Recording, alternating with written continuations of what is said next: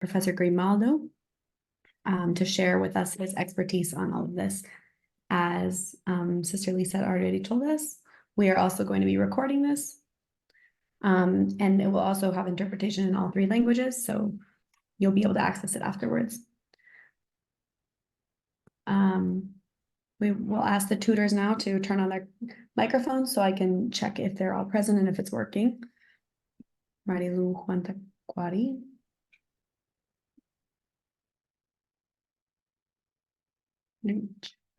Checking if they're here.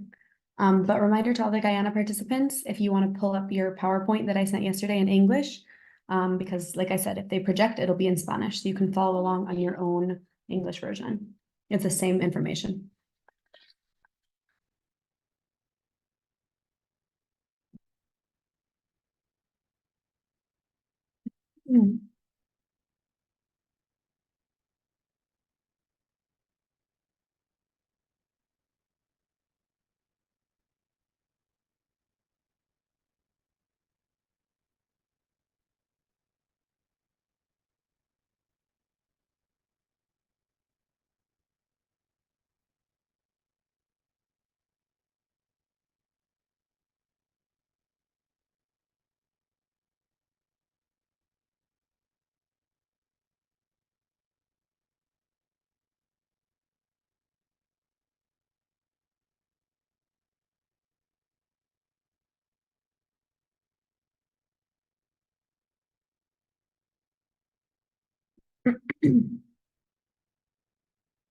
They are continuing to check attendance of tutors who will help. So as we break into breakout sessions in the second half, we'll have a tutor with us.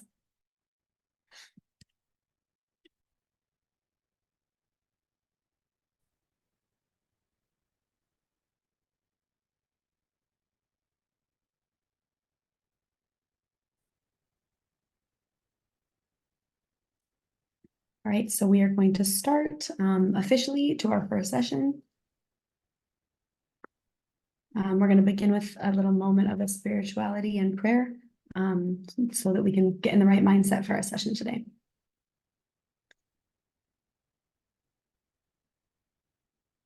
We want to begin by thanking our Creator that's accompanying us on this process and hoping that He can help us to achieve everything we want. In breathing in the air that sustains us, remember your love, Lord, which gives us life. Fill us with your compassion for creation. Empty us of apathy, pride, and fear, of all pessimism and hesitation. Infuse us with solidarity with all those who are suffering now and with the future generations who will suffer for our environmental irresponsibility. Move us to action to save our earth and to help construct your future sustainable kingdom. All of this we say through your name. Amen. So I will now pass it over to Father Pablo to welcome Professor Grimaldo, our expert for today. Buenas tardes a Good todas y afternoon, todos. everybody. Soy el Padre Pablo I'm y Padre les doy Pablo, nuevamente la bienvenida a and los I would like encuentros to say formativos welcome temáticos. officially to the thematic Estos formational sessions of encuentros los 2024. organiza REIVA, la I am the Red coordinator de of REIBA, Educación which stands Intercultural for the Bilingüe Intercultural Amazónica. Bilingual Education Network of the Amazon. REIVA es una red de la Iglesia REIBA is Católica a en la network Amazonía, of the Catholic comprometida Church con la in the educación Amazon, indígena. committed to indigenous education. En esta oportunidad nos va a acompañar el profesor In this Grimaldo opportunity, Rengifo, Professor Grimaldo Rengifo is a going to be quien le accompanying us. agradecemos por estar aquí con nosotros We want to thank him for being here with us y today para guiarnos en la to primera guide us sesión in this de first este session año 2024 of our 2024 EFTs con el tema calendario with the ecológico. theme of the Ecological Calendar. Esta va a ser la primera de This is going to 4 be the first sesiones. session of 4. Asimismo, saludo a los tutores que I apoyarán al also want profesor to Grimaldo. welcome all of the tutors who will Esperamos support que Professor esta Grimaldo in this sesión de session. aprendizaje sea de provecho We para hope los that this will be a docentes session full of y learning líderes indígenas for que nos everybody, acompañan indigenous leaders, desde teachers, and varios everyone who is países accompanying de us la from their región various amazónica. countries throughout the Amazon. Bolivia, Brasil, Bolivia, Colombia, Brazil, Colombia, Ecuador, Ecuador, Perú y Peru, Guyana. and Guyana. Muchas gracias por estar aquí con Thank you very nosotros. much for being here with us Y today. ahora le voy a dar la And palabra now a I'm Gabriela, going que to nos pass the ayudará word back en la over to Ana Gabriela, conducción de esta sesión. who will help us to kick off this session. Thank you, Father Pablo. As he mentioned, Professor Grimaldo is with us today. He is an educator, a writer, a consultant, and a researcher in intercultural education. He's a graduate in pedagogy, humanities, biology, and chemistry. He has a diploma in anthropology, and he graduated with a master's degree in philosophy with a major in history. And he is one of the founders of the Andean project of farming technologies, known as PRATEC.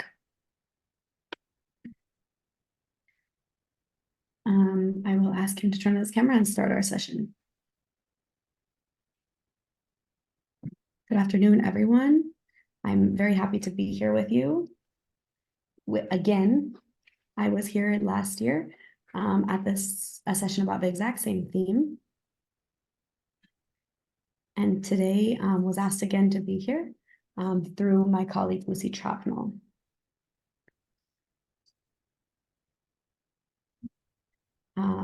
So she asked me to be here, invited me to be with you for all 4 sessions.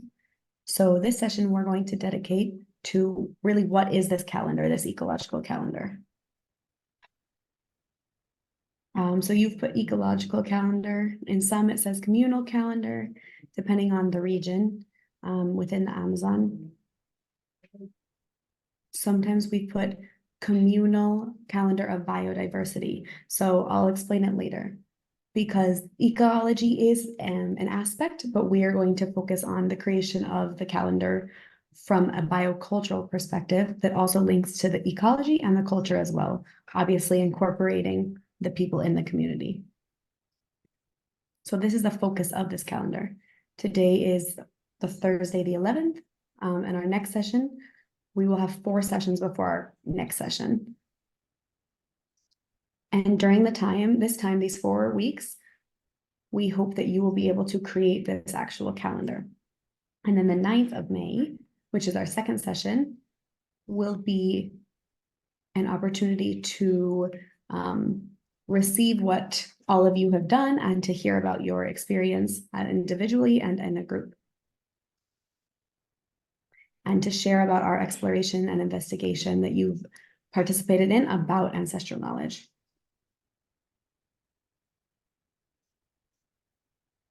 So the simultaneous translator have told me, they hope that I talk slow enough.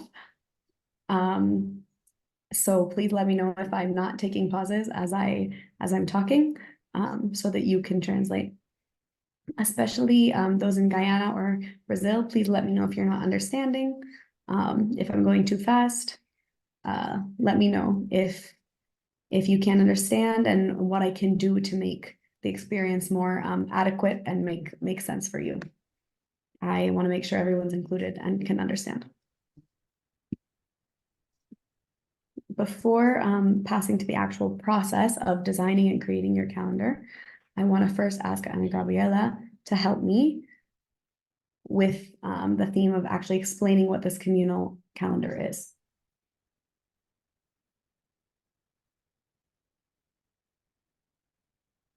So why are we talking about this calendar, this indigenous ecological calendar? One of the responses is to add context, to put it in the territory, the national curriculum that is in our regions and our countries, to make it more contextual to the communities we're living in, to achieve a consonance or a connection between what the children are doing in their territory, in their homes, and what the teachers are doing in the classroom. How are we talking about the educational content? So this is really what the calendar is functioning for. How to put into context and put into the territory on the ground what they're learning in the class. How can we make this content fit into the communal life? So here's a hypothesis, at least from my experience in Peru. In the Peruvian case, we have had many difficulties in evaluations in educational institutions that they do every year. Generally, what we see is that many children in the Amazon, they are not having support, adequate support, particularly in mathematical logic and also in communication. The hypothesis is that many of these difficulties are based in the fact that we are not adapting the curriculum to the local realities of these children. If this is true, in Peru, it's true. We've made a lot of progress in this theme of creating curriculum in the local language of the children of the indigenous people. Although we've put in this effort, it's still not always true that the content is connected to the life and the lifestyles of these communities. And this is a really complicated theme because I'm going to keep talking about the Peruvian case, and sometimes about Bolivia and Colombia as well, because I know these situations. I've been there, I've had experiences there. I don't know so much about the realities in Guyana and Brazil especially, but what we have encountered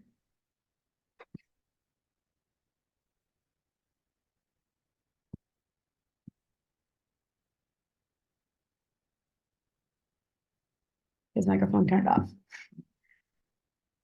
So in Peru, in the Amazon, there is so much diversity between communities, and between ethnicities as well.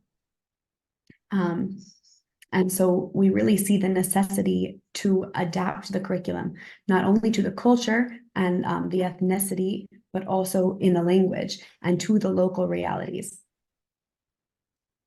I have been in many different situations with a variety of ethnicities and languages, and many times they all speak the same language, but the cultural and ecological situations are not transferable between different communities. And so the professor is the person who in that situation needs to bring the content to the territory and make it contextual to the children. So this investigation of ancestral knowledge and the creation of this ecological calendar basically allows this curriculum to be brought and made contextual. And this is the job of the teachers and the educational community. So our hypothesis is that this calendar will help in creating higher rankings and higher standards for the children and greater successes in the areas that they've been struggling with. We have seen that the use of the calendar with contextual curriculums in many places has caused two positive effects. The first thing is that children really are more interested, they're paying more attention, which are two really important qualities, because if they want to learn something new, they have to be excited. Without interest or without attention, the children are not going to be able to learn, and we won't be able to teach them anything. But when there is interest and when they are paying attention, when the professor can talk to the children about what's happening around them, it causes interest and it makes them exciting. I've especially seen this in the communities in which I have been. I've really appreciated being able to see this. Many times there's situations where the children come directly from the creek and they've been fishing all morning. And so all they're talking about at school is fishing. And they go right to the educational institution. And then there's two things that might happen. First, maybe the teacher knows the reality. And so what they do is they link what they're learning that day to fishing. But what also might happen, and this is more frequent, is that a teacher maybe reads their mathematics or their English text, and it's completely independent from what the child is thinking of, and what is motivating them. And so they read about other things, and it's hard for them. And for all of us, it's hard to understand content that doesn't touch our lives, that doesn't make sense to us. And so for this reason, it's really important that teachers they're synchronized with their children and with the activities that the children are doing outside of the classroom. There is a psychology that last year, a psychologist talked about this dissonance, this cognitive dissonance. There are times, obviously, sometimes there has to be different situations, but I have observed this dissonance between the life of a child in their community, in their activities, on the farm, in the water, in the forest, and in their house as well, with what the child receives in the classroom. And so this calendar should fill this void of establishing a syncretism, a connection between an empathy or a conversation between what the educational institution is doing with the students and with what is actually happening in their life. And what we have said is this, we hope that this will create a intercultural space that is shared between the children and the teacher, where they can feel comfortable to share about their life. This is completely fundamental to establish this connection between students and teachers. It's likely that everything I'm saying, most of you already know, but I want to repeat it because it's important and just to show you why we're insisting on creating this ecological calendar. So I'm going to give you a little bit of an intro and also tell you a little bit about the Peruvian case.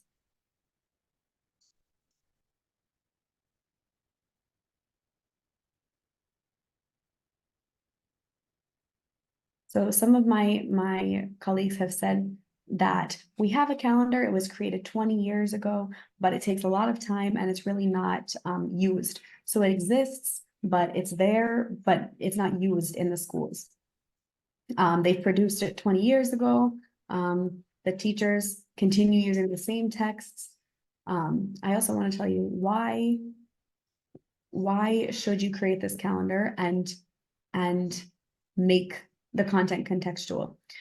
Because when you do this, it demands of the teachers a special commitment and a special investment in the children that are in the community.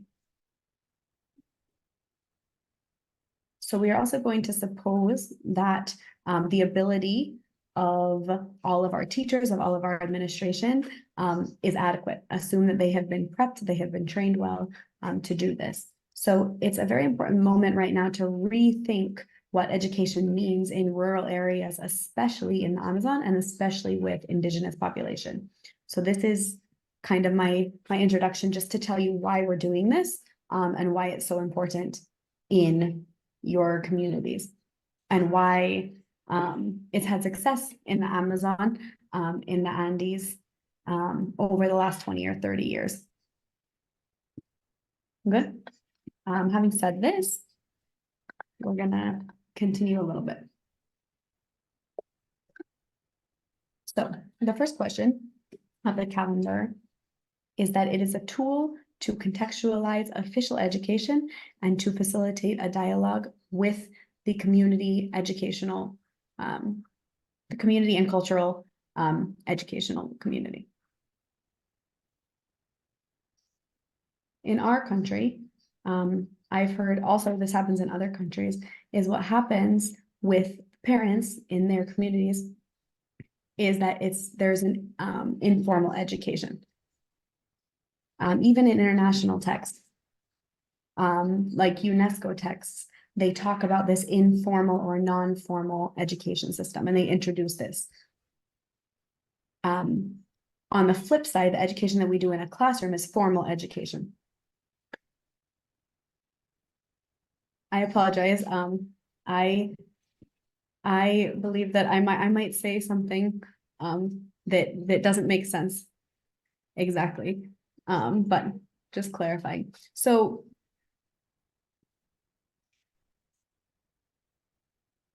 the thing between formal and informal is that it doesn't necessarily mean that it's creating a structure, right? If you talk about something as informal, maybe we think that there's superiority of something that happens in a classroom and inferior in a home. But I have seen that some things that these grandparents or parents are teaching their children, ceramics or things in the farm, are incredibly diverse. They're incredibly complicated. So how could you say to somebody like them, what you're teaching is informal, what you're teaching doesn't have form? I don't know how this would make sense to anyone. It's just not in the concept of a classroom.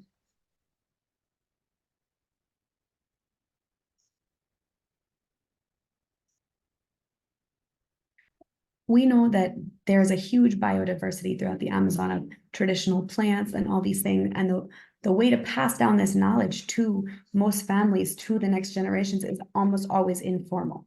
You can't observe plants and pass them on the knowledge of them onto the future generations just in a classroom. You have to be outside. You have to be connected to the land, to the community.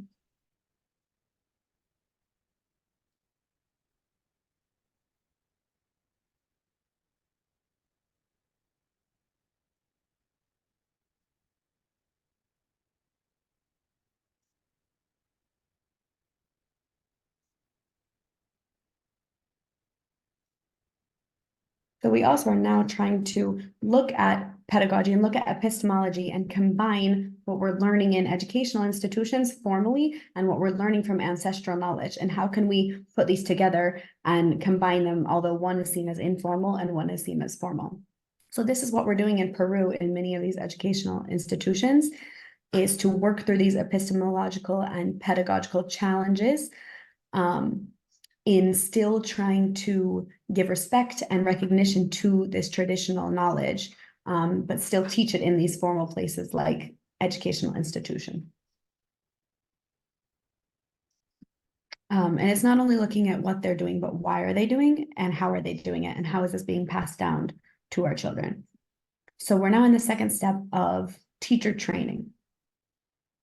So looking at some of the tools that we're going to look at this afternoon is to understand the territory through the elders of the communities. In this photo, what you can see is we're in a classroom meeting with some of the elders of the community. But what's interesting is this process, what it actually is made up of, is actually going with these people to their spaces of life. Go to their farm, go to the water with them, to be in their house, to be able to really be close to them and understand how the cycle of life works for these elders, and what the rhythm of life is like in the communities. Everything that we have seen and that we have heard from these people, eventually we will put into this, what's called a matrix of knowledge. Obviously, I am focusing on this process of establishing a plan for the year, and because we know that teachers have to establish their plan of teaching for the year. So in a similar idea, you're going to prepare this calendar and then also prepare what are like flashcards or knowledge cards that you can put with drawings about all of the calendars. And so then what you can do is apply this calendar to all of our learning sessions, all of our intercultural learning sessions, and connect the calendar to the actual content that's happening in the classroom. So this is where we're starting from. Especially in the Peruvian context, and I think maybe in other countries it's a little bit different. But in Peru, more than 50% of teachers only have a contract for 1 year, and they're often rotating between communities. Out of 10 teachers, 3 or 4 are actually named and stable within a community, and the others are all moving. And so what happens is they usually arrive to the communities 1 or 2 months before they actually start teaching. So they don't really know a lot about the reality that they're going to find in the communities or what's important to them. So there is a necessity that with these teachers, especially, you're working on the calendar. Here in Peru and San Martin, in some communities, we are trying to build capacity in young people to work on this calendar as a tool of conversation with the teachers. When a teacher arrives to a community for the first time, like what happens to us in Peru, the community itself can tell them, what do we do here? What's important to our community? And to actually start this conversation with the teacher so that they can have a little bit of an understanding about the community life and a welcome before they start teaching in the school. The other question is talking about the culture of the educational community, about what their own pedagogy or epistemology is. In Peru, we really don't know so much. And so there really is a necessity to understand and to know this, because it's not the same as what we're trying to teach. So for example, in the Quechua communities in the Amazon where I was, there's a partner.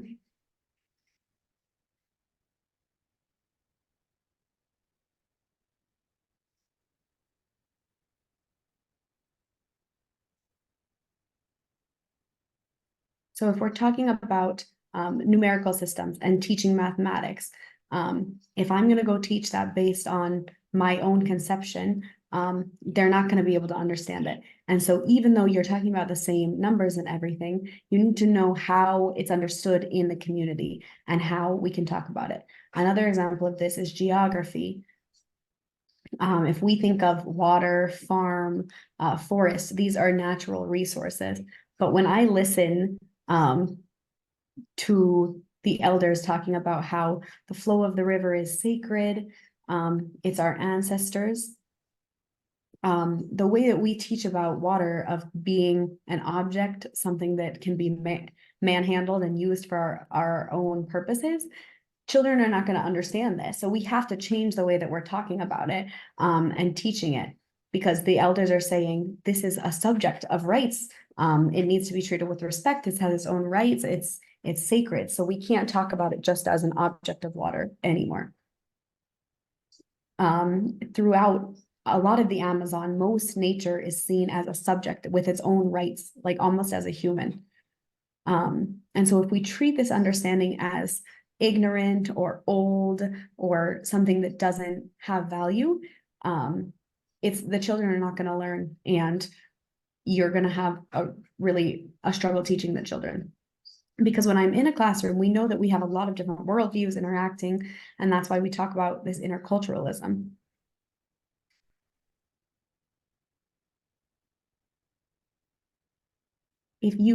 What happens sometimes is if you invalidate this ancestral knowledge, the children are going to feel disrespected, they're not going to understand, and they're not going to learn anything. And so there's many different things happening with relation to this knowledge, this previous knowledge of the children. The children come and they ask, what is water? And their grandparents say, it's sacred, it's a person. And then you go to class and we say, water is a particle consisting of two molecules of hydrogen and oxygen.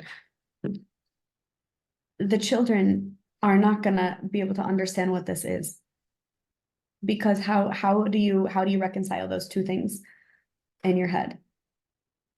But I also have to be very clear as a teacher in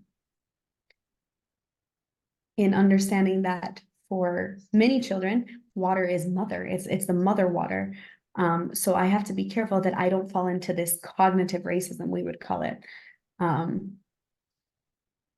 I have to make sure that I'm not saying that this curriculum is superior to everything else and making all the other previous knowledges of the children or their community invisible. And so what we have to do is to start reflecting and thinking about how will we elaborate this calendar? How will we put all of our knowledge into this tool? How can we talk to the elders, to our grandparents in the community, and allow their knowledge to be incorporated?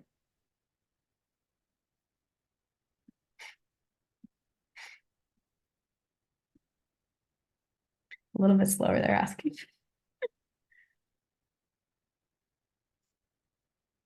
What you can see on the left-hand side here is a drawing of a child of one of the educational institutions.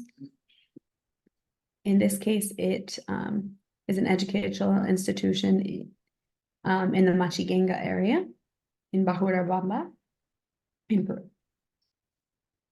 I think it's beautiful, this drawing, because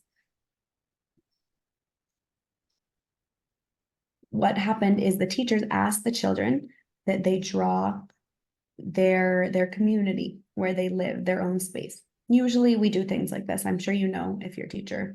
And to me, I was just inspiring this photo. Look, one of the things that they did is draw their spaces of life. Where do they develop the different activities of life? The children, especially where they're learning from their family. Look here, the first thing that you can see is what's impacting the children. You can see the importance of the water, of the landscape, of the forest, and the most obvious part, as you can see, is the river. We can see that this ecosystem, together with the hunting and the land, is on the right side, but this is kind of the water space of the child with all the fish and everything. Another very important life space that you can see is the forest. As you can see in the top part on the right, the child has drawn the forest. And also at the bottom too, there's a couple of trees. So this is another life space in many Indigenous communities. So the calendar has to recognize the landscapes around them, and these life spaces where the children are living their life and connecting with their community. The other space for this community, it's a little small here, but the part that they're showing is the farm, or as they refer to as La Chacra. So you can see it on the left a little bit. You can see yucca. You can see he's also drawn a snake, because obviously he's probably seen some snakes in his farm before. But this farm space is another life space where the children are developing many different activities. And especially in many regions, in many communities, there's obviously a diversity of farming techniques that we'll talk about briefly. Because there are like floodable land farms, there's farms that are in highland, there's farms that happen in humid parts, some are in the dry parts, some are along a river, depending on where you are and depending on the season. So we also see that most communities have seasonal cultivation, particularly in the lower Amazon. So this especially gives us another reason why it's important to create this ecological calendar, because it's so different in so many spaces. So to really make it unique to your own community.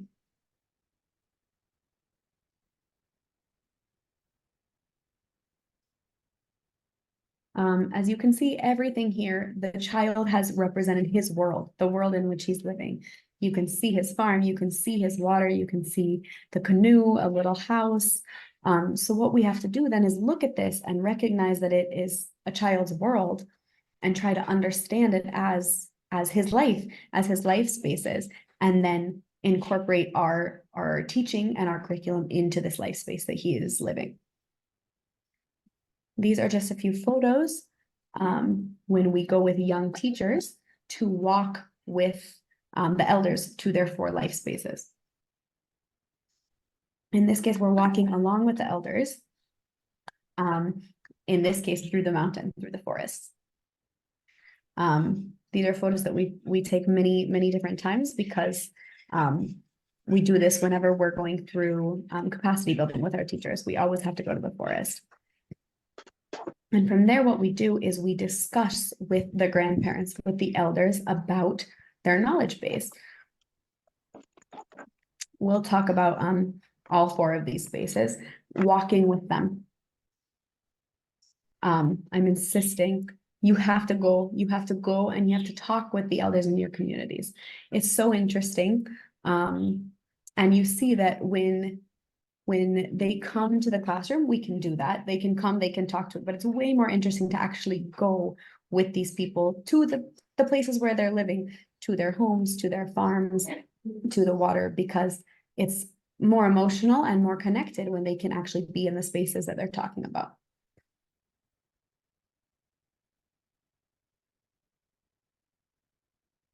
And I will continue talking a little bit about each of these spaces.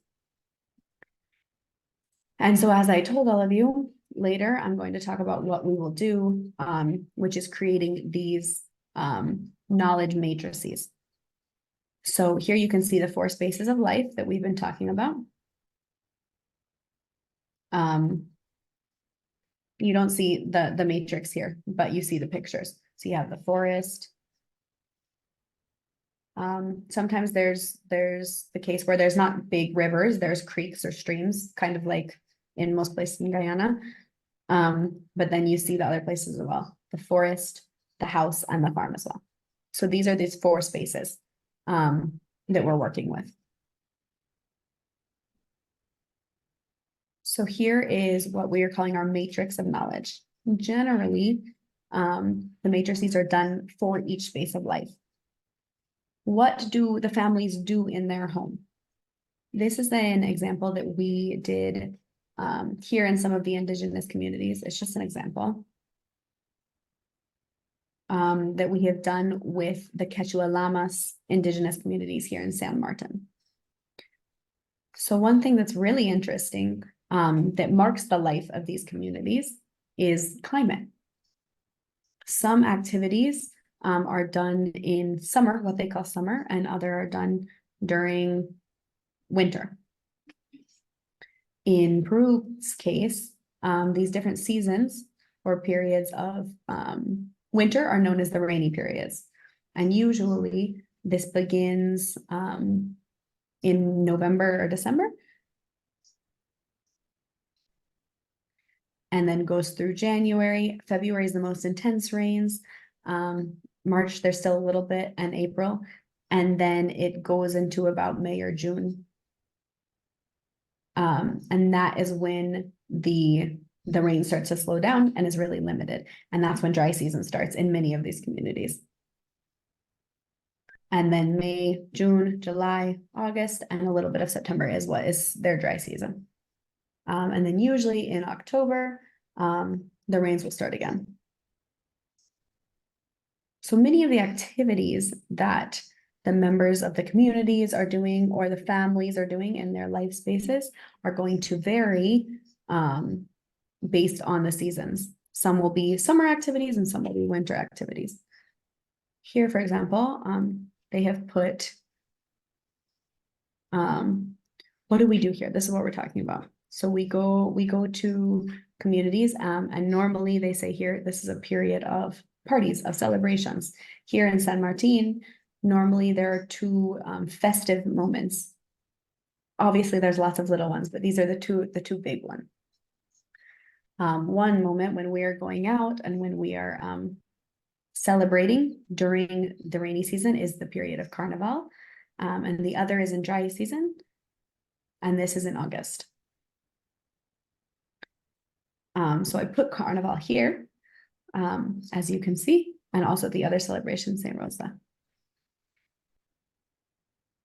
You can see the next row is talking about when they're weaving or spinning. Many cases people are creating weavings or spinnings of cotton. The different products that come from cotton spinning and cotton weaving.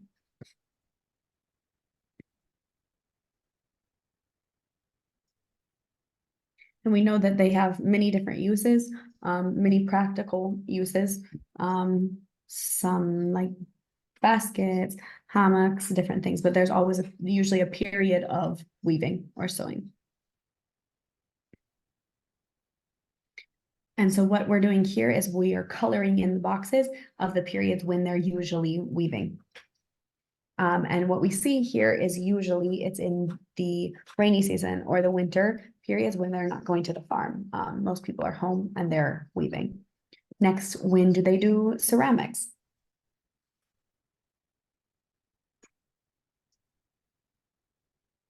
In many communities, they do things like this, little containers or pots or different things like this out of ceramics.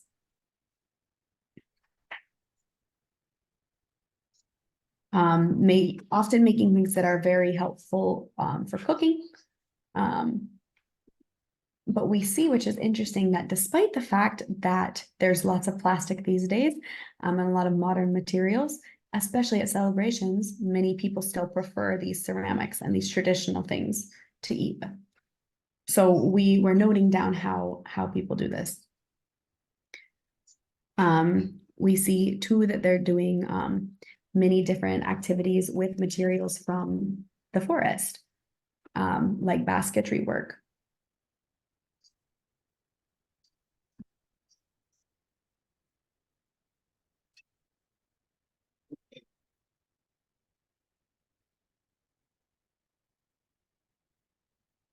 So in many cases, you have the different steps of actually preparing for creating these products, or if we're talking about medicine, collecting all of the different plants and different things like that, and then preparing it and thinking about how we can actually cure a lot of sicknesses and different things like this with the plants that we have around us, with the plants that we've connected. And so in some communities, there's an actual period when you would go to the forest to collect these things, and then a period of preparation for many of these medicines. The other thing that's very, very important is that the culinary culture of all these places is directly based on what is coming from the farms, the forests, and the water, and what is being produced. We could talk for a long time about the diversity of plates throughout the Amazon.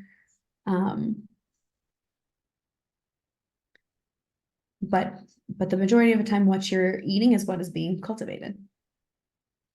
Here we have lots of peanuts, yucca, corn, plantain, and beans. And so based on all of these 5 products, there's a diversity of plates and different things that you can make, obviously. And this is true in many communities, most communities. But these are some of the things that go almost through the whole year. And so that's one other reason why we have to know what you're harvesting, what you're collecting, because whatever they fish or collect is what we're eating. We see that when we're talking to elders, when we're talking to families, it's important to ask these things: what you're planting, what you're eating, what you're preparing, because it gives us clues to what's happening in the community. So moving on, the other space of life is the farm. So normally in the farm areas,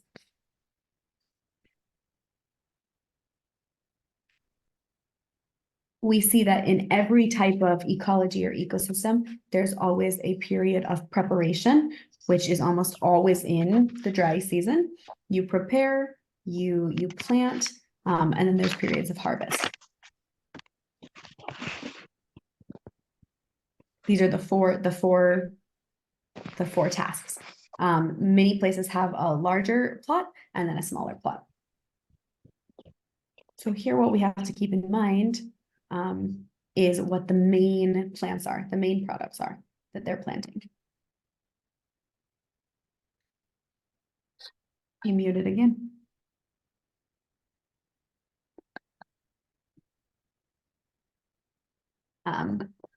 Also, in the farm, it's very, very important to ask, what do you have? What are you growing? What are you cultivating? And when do you prepare the land?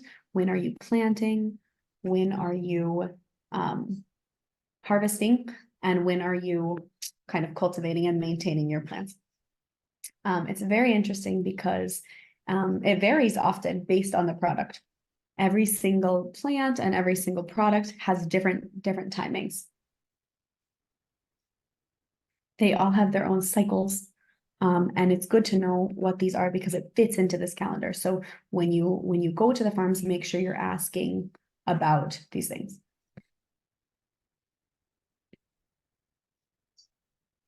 The next step is the forest space or the mountain. So in the forest, there is a period generally of when the forest is blooming, when it's producing fruit and flowers. Generally, the forest, obviously there's lots of diversity of forest. There's highland forest, there's forests that are right along rivers, but in every area of forest, there's different types of trees, and they all have their different cycles, of course. But In many places, the trees are flowering or bearing fruit almost all throughout the year, excuse me.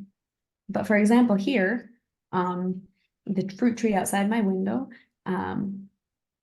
produces the most fruit that it has, between January. The flowering happens in January, but then the fruits usually appear in February, March, and April.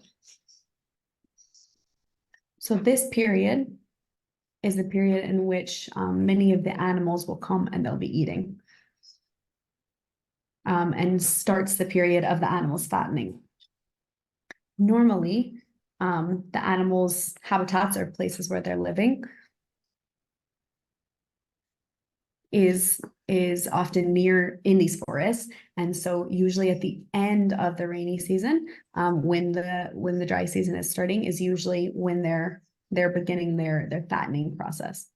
So it's important for this reason too, is to know when the trees are flowering, when they're bearing fruit, to also understand the animals. Because the forest does not only give us food of animals, but it gives us larvae too of animals. It gives us ants. It gives us all different types of mollusks and different living things. It gives us plants. It gives us medicines. In the Quechua area here, we say that the forest is medicine. It's my medicine. I can take plants out from the forest and use them as medicine for me. And so the forest is a really important source of life, of food, for many indigenous communities. So we need to really pay a lot of attention to the forest. I know that many teachers here already know plenty about this. But so what I want to do is take your knowledge and pass it on, and to actually take what you know and put it into this structure of a matrix of knowledge. Because looking at a child who's going to accompany their parents, maybe to the forest or different places, often they start doing this at a very young age. Sometimes maybe for a trip for one day or for a long period of time. But often they are accompanying their families or their parents. And so many children already know a lot of these things. It's always surprised me that every time that I am in certain educational institutions, talking about things like this with the children from first grade, I would think that maybe they don't know, but in reality, they have a strong knowledge base about many of these processes and these spaces of life and what's happening in them. So, I mean, I think it's beautiful that when the teacher says to them, what's happening in your house or what's happening in the forest right now, it's extraordinary what they know, and what they can provide from their prior knowledge. And then finally, the other life space that we'll talk about is water.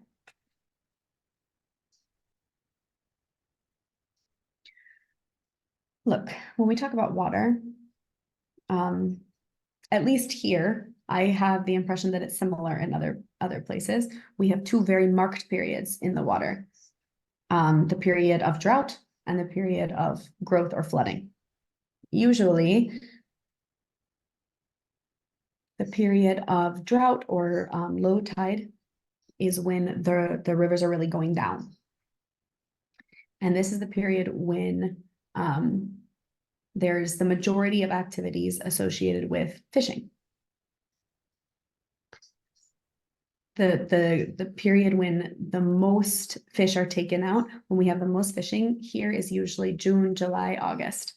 In this zone of San Martin, in the Amazon rivers, this is the period that is the most popular, when the water is actually going down.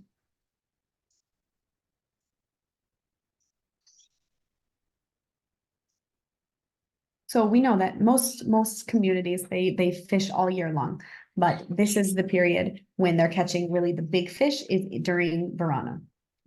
Sorry, during summer.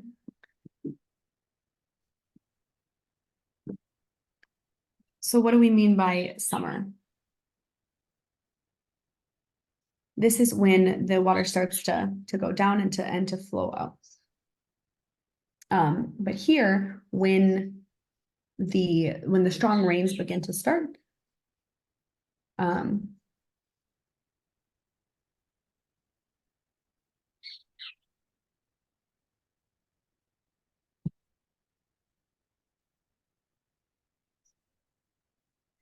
so when the strong rains start, all of the fish are going to start going deeper in the water because it's pushing them, and they want to also have periods to lay their eggs, places to lay their eggs, and so these strong rains usually are pushing them lower and moving the fish out.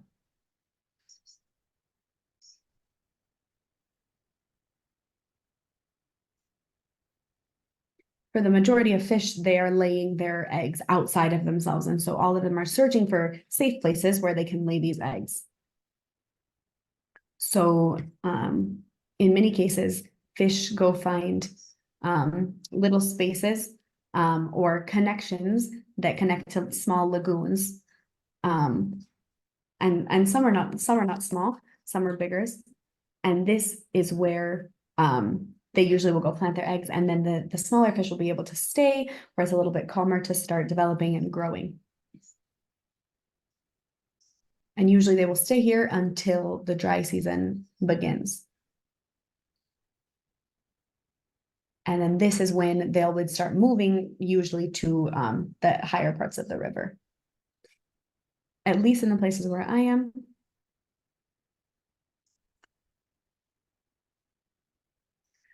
They have almost 10 different techniques of fishing to be able to collect or fish the fish around them. But another thing that I think is so interesting in the river is not only knowing the geography of the communities, but also the techniques of fishing. The best known way of fishing is with cast nets, but we also see there's lots of other methods. You can use large nets, you can use hook fishing, but all of these techniques are usually developed by their own communities, within their own communities. There's also a lot of interchange and sharing during this period of fishing. But where I am, there's also a cooking culture around the fishes. In many places, there's also a culture of kind of storage of this fish, either through salting it or through drying it. Because in many places where they're fishing is also close to salt mines. And so many places, after they finish fishing, they would go to dry it and then use the salt from nearby to preserve it and be able to store it for when in the periods when there's not so many fish. So these cycles are very important to know and to understand. And we know that the people who know even more about this are the people within their own community who are going fishing every single day. So this is kind of just a short description of kind of the ecological and biological aspects that happen in these 4 spaces of life and some of the things that we'll be looking for in our investigation. So now we're going to see some cultural aspects, but I also want to just stop here for maybe just 5 minutes before we pass into this second stage. Just to ask if there's any questions.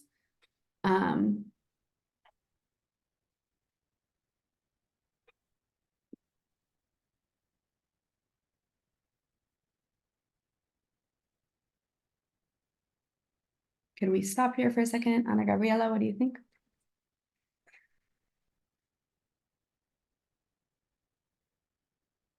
Yes, it's all right. We're also struggling a little bit with Brazil's connection, so I think it might be complicated to divide up by country right now. So we could take a little break. Would you all prefer to continue in big groups or break up into small groups?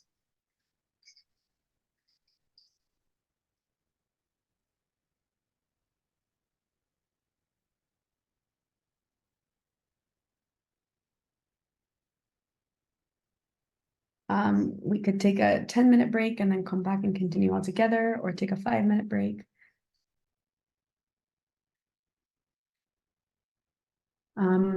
Yes, I think a break would be good.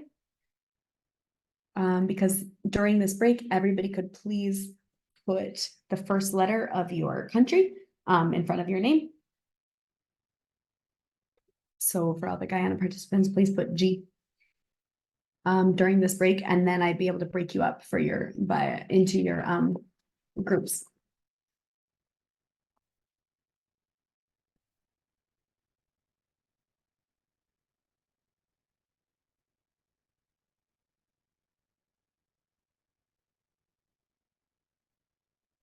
All right.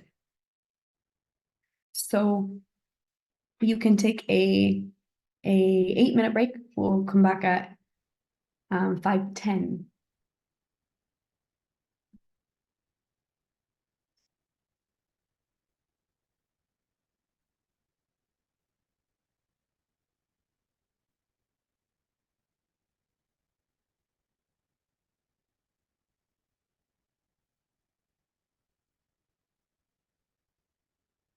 So if you don't know how to rename yourself, click up on the 3 little dots in the top right corner of your screen.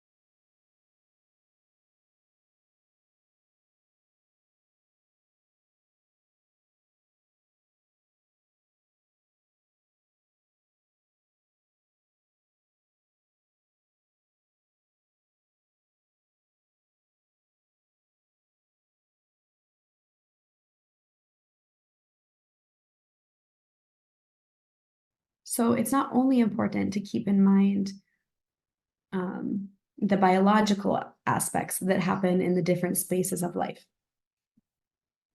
It's also important to keep in mind that the families, the people living here, especially in the Amazon,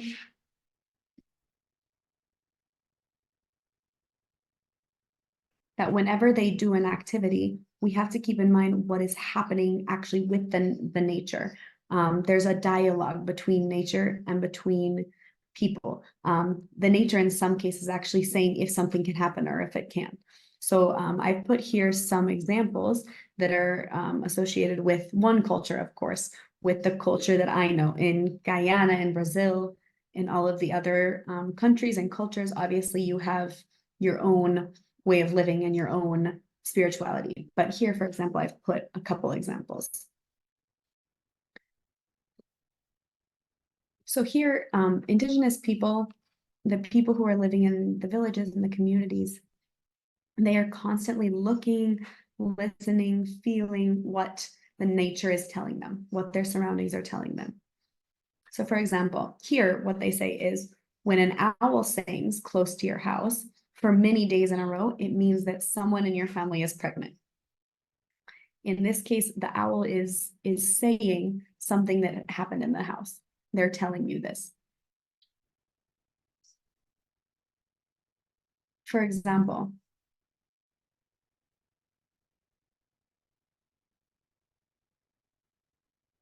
they make their ceramic pottery when the moon is full. So they collect the clay during the full moon so that the ceramic is strong and it doesn't get watery or too soft and thin.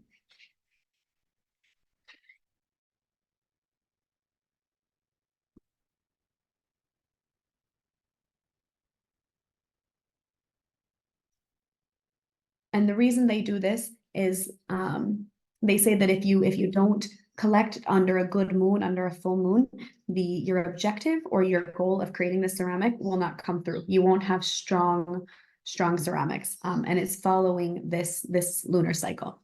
So another example, looking at the farm. For example, we're thinking about the moon phases here. Now we're in April here, and we are now on the 11th of April. So we're now observing that there's a change happening, and it has been a moon change of the phases.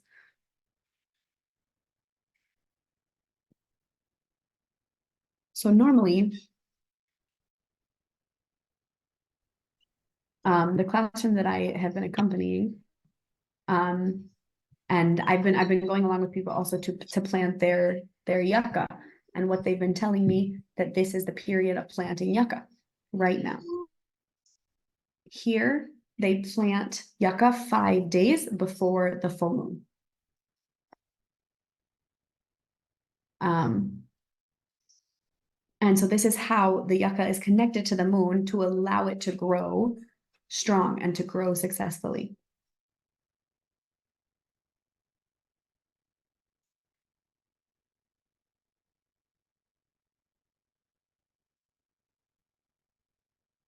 So most activities of planting and harvesting are supposed to happen under the full moon, whereas other activities are ordained to happen a couple days before or a couple days after the moon changes, the phase changes. So every activity, whether it's in water or whether it's in the home, has an important role in what we do as humans. In general, based on the cosmovision here,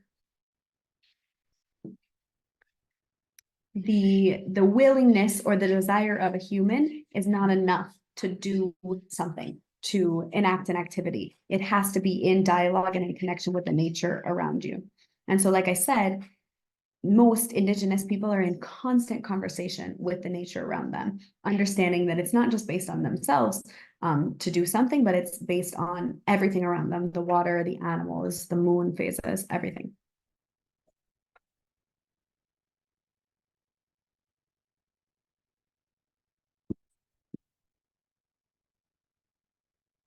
So the villagers tell us when they should be doing certain activities. For example, when they hear the whistling of a snake, this is what is announcing the summer season.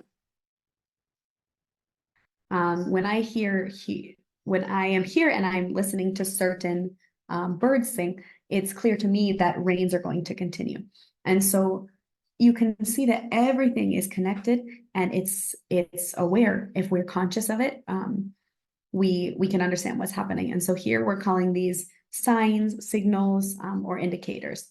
We can also look at flowering. Flowering of certain plants mark what's going to happen in the nature. The sound, if somebody dreams something, this might affect what the community does. Everything's connected, and everything can influence if it's the right moment to do something, or if it's not. And so we call these, as I said, signals or indicators, and we need to have these in mind when we talk to elders and wise people in the community. The other thing here, especially in Peru and especially in the Amazon, is called secrets, or what we call secrets. These are basically norms of behavior or ways of being in the community that must be followed if you want to enact certain activities. For example, I'm just going to give you one example from the farm of the cultivating space. I don't know if this is true in other countries as well, but here, when a woman is with her menstruation, she cannot enter the farm. She can't go to any farm that is flowering or that is bearing fruit. She can't enter because here it's prohibited. Why? Why is this prohibited? Because the female cycle is at a point that is not coinciding with the cycle of nature or the cycle of the farm. Because the flowers are flowering and they're giving life, both cycles have to be at the same point so that they can connect. And so these secrets, what we call secrets or norms, tell us what's prohibited and what's not prohibited and what we can do or what we can't do. And so these norms of behavior or actions, these ethics, as we might call them, is part of the web of life, the fabric of life that is understood and that is woven by these indigenous communities. Another example is to go to the mountains. Sometimes humans need to diet before they go. They need to cure themselves or take medicine before they visit.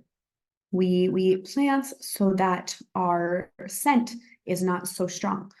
How we can connect with the animals that are living in the mountain and the mountain spirits to make ourselves less conflicting with what's happening there. So to make our body more in harmony with what's there.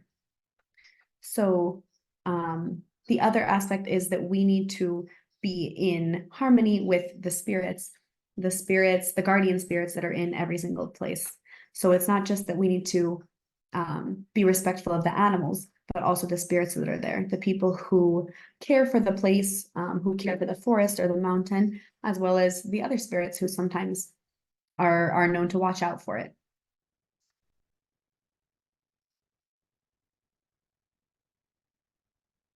Another example, here it says that after the birth of the baby, you have to bury the placenta in your house near an ant's nest so that the baby is strong and that it can walk quickly. So some of these things we can't understand rationally. We can't think from our own rational brains and understand why, but it comes from the unique cosmovision and the unique understanding of these communities. Another example that you have to bathe with cloves or a certain insects or an herbs before you go fishing so that you have a good scent on your hands and the fish won't run away from you.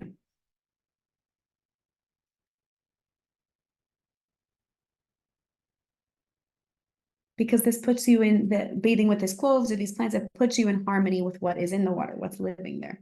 Independent from me, some people might say it seems like a superstition. It seems illogical, but it's part of the epistemology and the pedagogy of another cosmovision, another worldview. We also talk about the rituals, which are an important piece. Here, before we go in the forest, we have to ask permission to the forest spirits. Normally, this is tobacco that I'm holding. This is a cigar. And we here normally have to take one with us and smoke tobacco in this form so that the mountain spirits like us and allow us to enter because they like the smell of tobacco. So this is a special consideration to be able to enter these sacred spaces. So tobacco in this case is serving a special function. There's other rituals having to do with dieting, with curing your body, bathing your body. For us, another example is before you take a medicinal plant from the forest, you have to sing a certain song. And it's another example of asking to be protected and asking permission to take the gifts of the forest in which you're entering. So here, this cigar is called mapacho, and here it says you have to smoke the mapacho and duicara before entering to hunt or to collect anything, because the forest is the home of the spirits. So it's just as if you were to enter someone else's home, you would do it with respect. Same with the farm. Plants have their own spirits. So here too, we burn mapacho or coca, the coca leaf. You burn this as well, so that the spirits of the plants will protect you and will help this coca plant to continue to grow. So all these rituals are things that you have to keep in mind when you enter in these spaces, and also if you are participating in the same activities in these spaces of life, to be respectful of the processes. So look, all of the information that you've collected, what you're going to do is you're going to create a table where you're going to put all of this knowledge that you have heard, that you've collected into this thing, dividing it month by month, what's happening in each one, and putting them in the 4 spaces of life. So you have your home, your forest, the water, and the farm, and what's happening in each of the months in each of these 4 spaces, based on what you've heard from the elders of the community. My colleagues that are doing similar jobs like this, we have done this. And I hope that in these next 4 weeks, you can kind of orient yourself and try to begin working on a matrix of knowledge like this based on what you can learn from the community members around you. So this is fundamental. You're going to see it's essential for planning your educational year, because you have to align with what children are doing with their family. And so that's why it's so important to fill this out. The next step, so you'll all have this. You have this so you can see it. So then you would go through and put in every single month, what is a certain practice or a ritual? What are the signs? What are the secrets? I put examples here of things that are happening in San Martin, but you would put things that you're finding through talking with the villagers. This is a different form, a written form, a little bit less formal, but how do we go month by month and season and what's happening in each of the life spaces during this time? What secrets, what signals, what celebrations? Then we proceed to actually drawing the calendar. So here is where we would get help from parents, from families, from young people.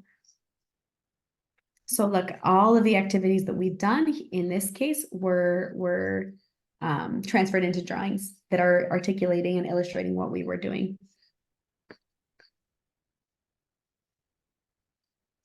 The hope is that you would also have little explanations about what is actually happening, but we also want to have the visual. So here you see an example of one of the calendars from the Tamayo people in Peru. But you will have lots of examples in the text of ways to do this. There are beautiful different graphs that people have done, getting help from the children and letting them draw. How do you live this? Like, This is the celebration, but how do you do it with your family?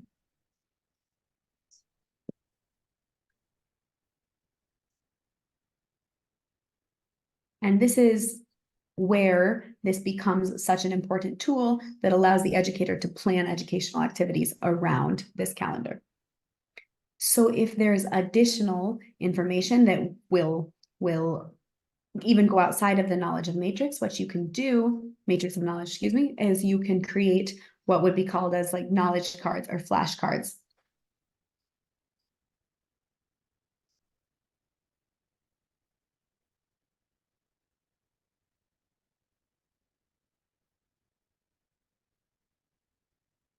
And so here what you would do is put all of the information in its extent of what you've collected in a more visual, understandable way. And so when I finish talking to people, I would want to have some register of what I learned. And look, we've made these in some communities, and they serve as an incredible resource in our libraries where you can see individual signs, individual animals, and see how these work in our communities, why they're important, and to strengthen this understanding.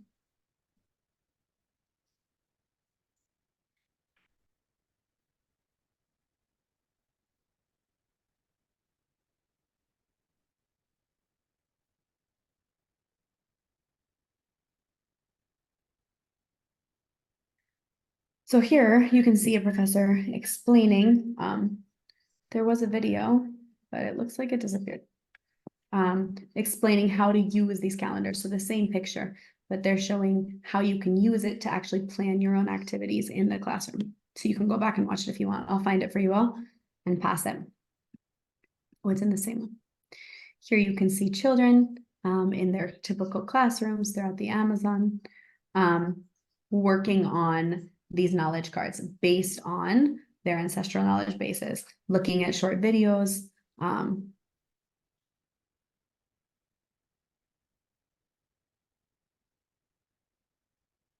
in some cases, they're using anyways, videos, different things to animate the students to really feel passionate about their culture and about what they're doing for their community. So the final thing is just we're doing this to not only use as an educational tool, but to really regenerate life and culture and biodiversity within our community.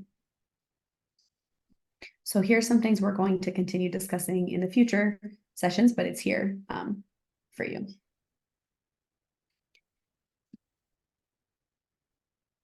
So in the upcoming classes, we are going to focus a little bit more on the pedagogical part and planning part. But at this point, I will end here. So if there are any questions, please go ahead.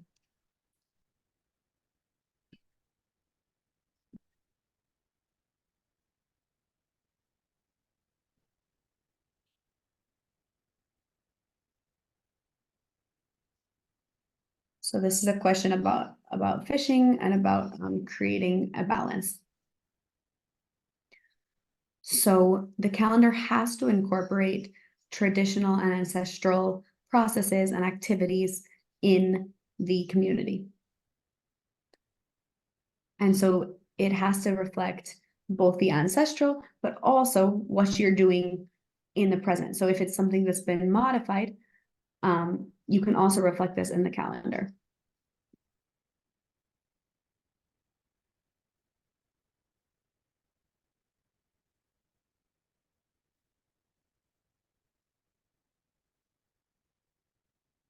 So independent of if things are changing, if climate change is changing it, normally what is happening at this point of life, still making clear what would happen in this month, traditionally.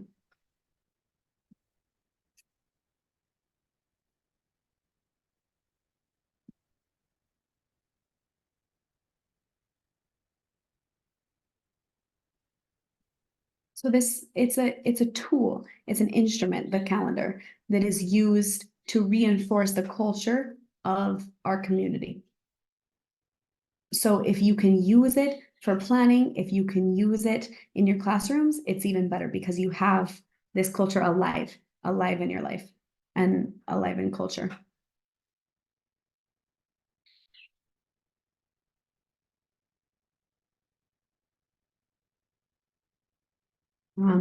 If anyone has questions, here's one. We have a model that was created together with the Atwater community. Can we use the same calendar or we can improve it? Is it necessary to use the model that you are offering? No, there is no model. There's a form that I presented, but it's just an example.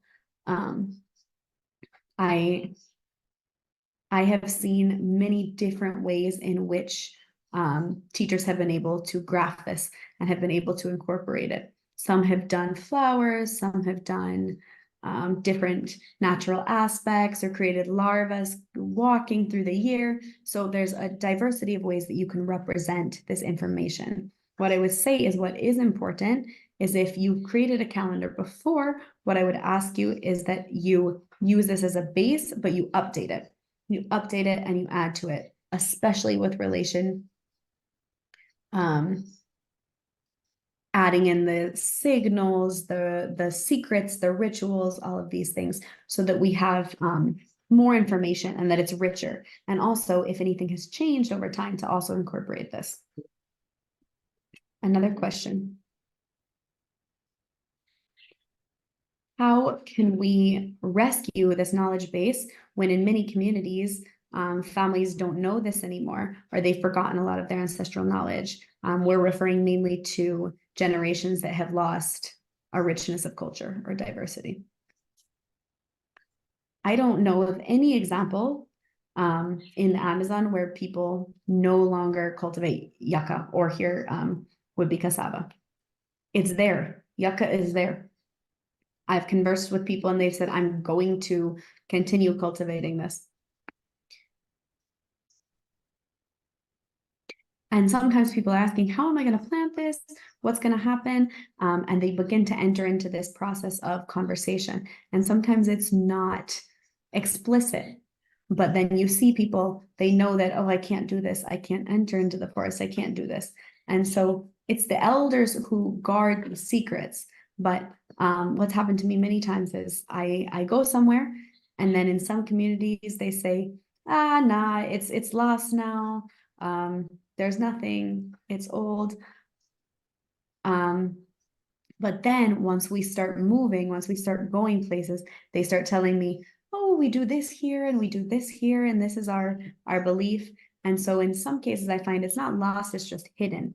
And so what I would say is the most important thing is that if we are there and I see that, okay, you're growing peanuts, you're growing beans, ask about it.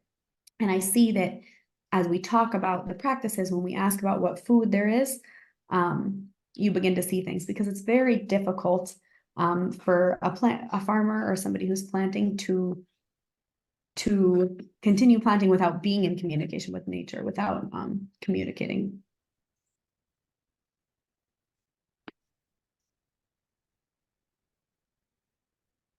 It's true that monocultivants have invaded some communities. They want to use fertilizer, different things like this. And in some of these cases, they're starting to lose the ancestral knowledge. Yes, but you still have these spaces of life that are important.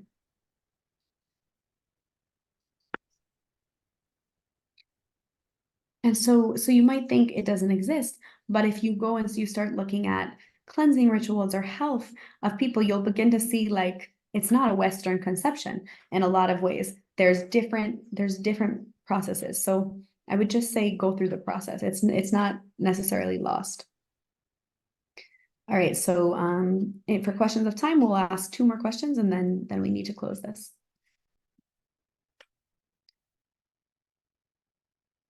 I want to clarify something that Professor Grimaldo said. That, for example, when we talk about moon phases, for example, when you go into the forest, when you should be collecting leaves for your house, when the wood is more hard, or when the lunar phase, when it's a full moon.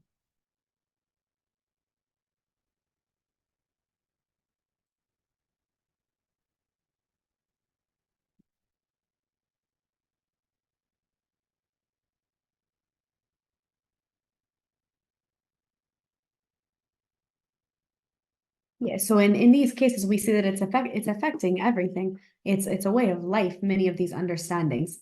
What's happening with insects, what's happening in the forest, how is it affecting our planting, how is the nature, the rain, the sun affecting us. And so it really connects to the way of life, all of these signals and everything. It's not random.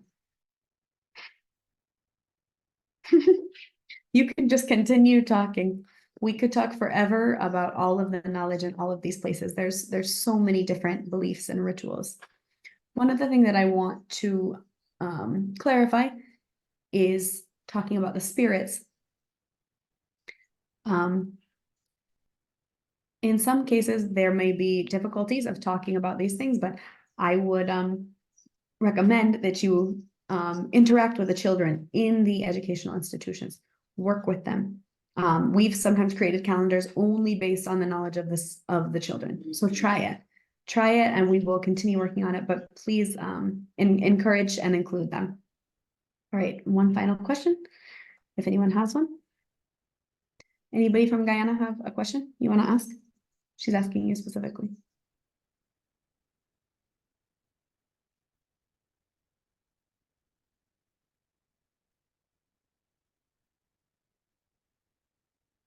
So the next session will be on May 9th.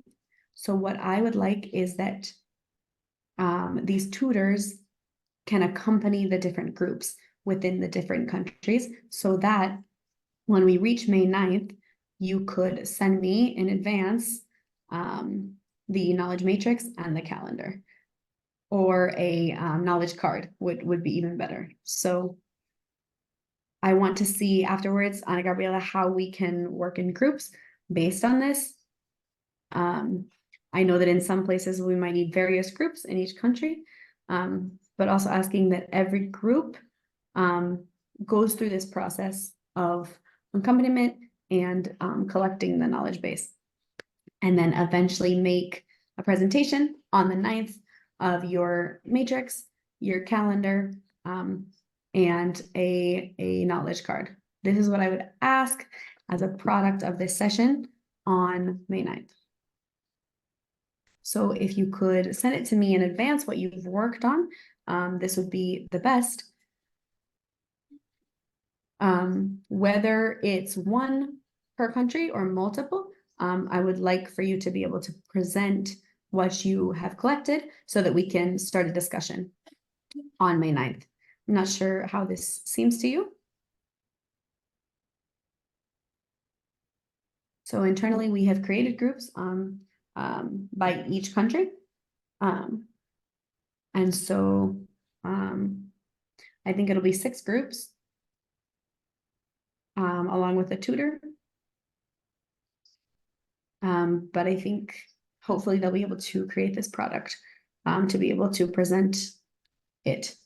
Since we have enough time, the hope is that you'd be able to finish something by the end of the month.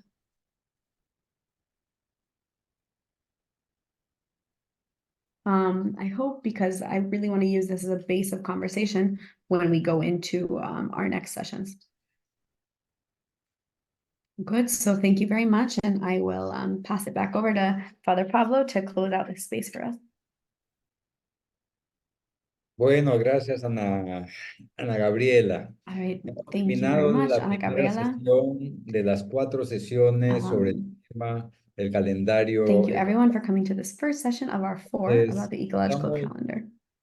Realmente estamos agradecidos al profesor We're very, very thankful, Professor compartir su Grimaldo, for being here with conocimiento, us, su sabiduría, for sharing your su knowledge, experiencia your wisdom, en este and tema. your great experiences that you've had. Aprovecho también ahora en estos I also momentos want to take para advantage enviar of un saludo muy afectuoso de this parte moment de Sara Reiva a nuestra asesora de educación to give a intercultural big bilingüe, thank you Lucy to our Chapman, IBE expert, que ha Lucy hecho Chapman. posible esta invitación. She has invited Professor Grimaldo here to be with us, so Quiero we agradecer can't thank her enough for también a that. Ana Gabriela por I also want conducir to thank Ana esta sesión. Gabriela for spending so much time in preparing these. También quiero agradecer a los integrantes I del want to grupo de la thank Comisión de Comunicación de Arreiba, all Luz, of the Luciana, members of the Rable que Communications nos están team ayudando con la parte who have been técnica. helping us with the technical part of Agradecer a la this. profesora Zulma por la traducción del Thank you español to al Professor portugués Zuma for the y a interpretation to Sidney por la Portuguese, and traducción also al to inglés. Sydney for the interpretation to English. Último, gracias a todos ustedes que nos han Thank acompañado en you, esta everybody presentación. who have been here with us today, for listening, for being attentive. And then I'll just ask finally, please, everybody turn on your camera so we can take a final photo before everybody leaves. If you can.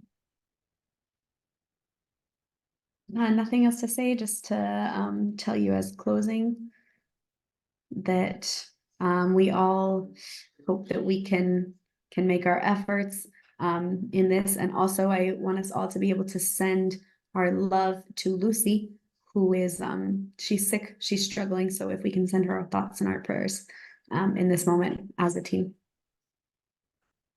All right, everyone, please turn your cameras on so we can take a final photo, if possible.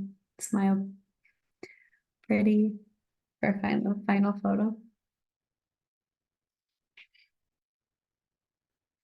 There's 3 pages, so please continue smiling as they click through all the photos. First one.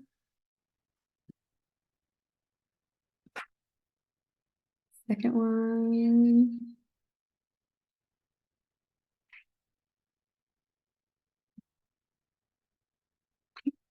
Smiling. Last page now.